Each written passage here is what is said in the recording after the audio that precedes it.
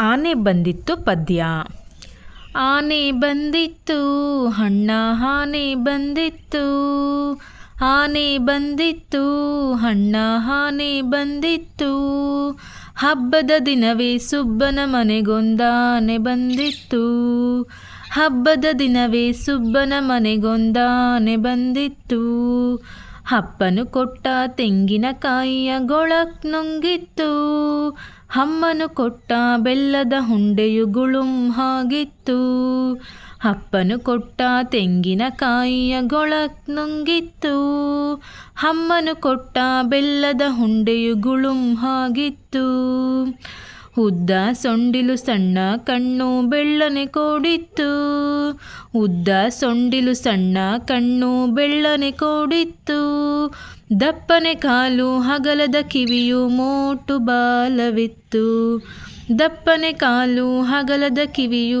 ಮೋಟು ಬಾಲವಿತ್ತು, ಆನೆ ಬಂದಿತ್ತು ಹಣ್ಣ ಆನೆ ಬಂದಿತ್ತು, ಹಬ್ಬದ ದಿನವೇ ಸುಬ್ಬನ ಮನೆಗೊಂದಾನೆ ಬಂದಿತ್ತು, ಹಬ್ಬದ ದಿನವೇ ಸುಬ್ಬನ ಮನೆಗೊಂದಾನೆ ಬಂದಿತ್ತು, ಕಾಲಿಗೆ ಗೆಜ್ಜೆ ಕೊರಳಲಿ ಗಂಟೆ ಆನೆ ಬಂದಿತ್ತು, ಮೈ ಮೇಲೆಲ್ಲ ಚಿನ್ನದ ಬಟ್ಟೆ ಪಳಪಳ ಹೊಳೆದಿತ್ತು, ಕಾಲಿಗೆ ಗೆಜ್ಜೆ ಕೊರಳಲಿ ಗಂಟೆ ಆನೆ ಬಂದಿತ್ತು, ಮೈ ಮೇಲೆಲ್ಲ ಚಿನ್ನದ ಬಟ್ಟೆ ಪಳಪಳ ಹೊಳೆದಿತ್ತು, ಹೆಜ್ಜೆಯ ಮೇಲೆ ಹೆಜ್ಜೆ ಇಟ್ಟು ಆನೆ ಬಂದಿತ್ತು, ನೀರಿಗೆ ಇಳಿದು ಸೊಂಡಿಲು ಬಡಿದು ಜಳಕ ಮಾಡಿತ್ತು, ಹೆಜ್ಜೆಯ ಮೇಲೆ ಹೆಜ್ಜೆ ಇಟ್ಟು ಆನೆ ಬಂದಿತ್ತು, ನೀರಿಗೆ ಇಳಿದು ಸೊಂಡಿಲು ಬಡಿದು ಜಳಕ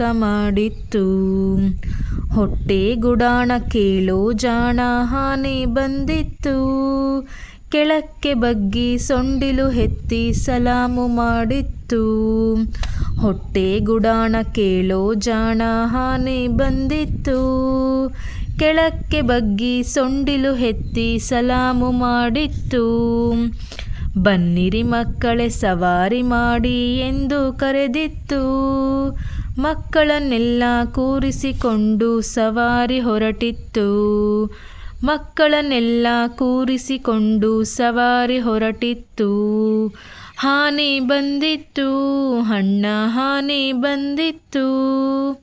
ಕವಿ ಈ ಪದ್ಯವನ್ನು ಬರೆದ ಕವಿ ಬೆಂಡಾರವಾಡಿ ಸುಬ್ರಹ್ಮಣ್ಯ ಶರ್ಮಾ.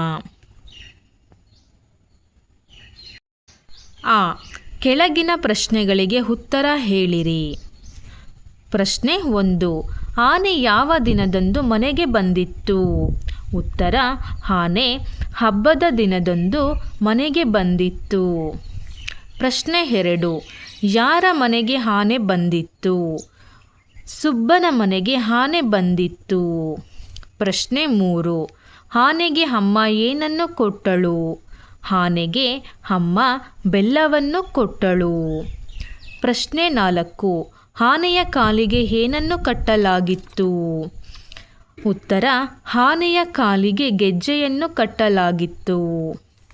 ಪ್ರಶ್ನೆ 5. ಆನೆಯು ಹೇಗೆ ಜಳಕ ಮಾಡಿತ್ತು? ಆನೆಯು ಸೊಂಡಿಲು ಬಡಿದು ಜಳಕ ಮಾಡಿತ್ತು. ಪ್ರಶ್ನೆ 6. ಆನೆಯು ಹೇಗೆ ಸಲಾಮು ಮಾಡಿತ್ತು? ಆನೆಯು ಸೊಂಡಿಲು ಎತ್ತಿ ಸಲಾಮು ಮಾಡಿತ್ತು. ಆನೆಯು ಮಕ್ಕಳನ್ನು ಕರೆದುಕೊಂಡು ಎಲ್ಲಿಗೆ ಹೊರಟಿತ್ತು? ಆನೆಯು ಮಕ್ಕಳನ್ನೆಲ್ಲ ಕರೆದುಕೊಂಡು ಸವಾರಿ ಹೊರಟಿತ್ತು.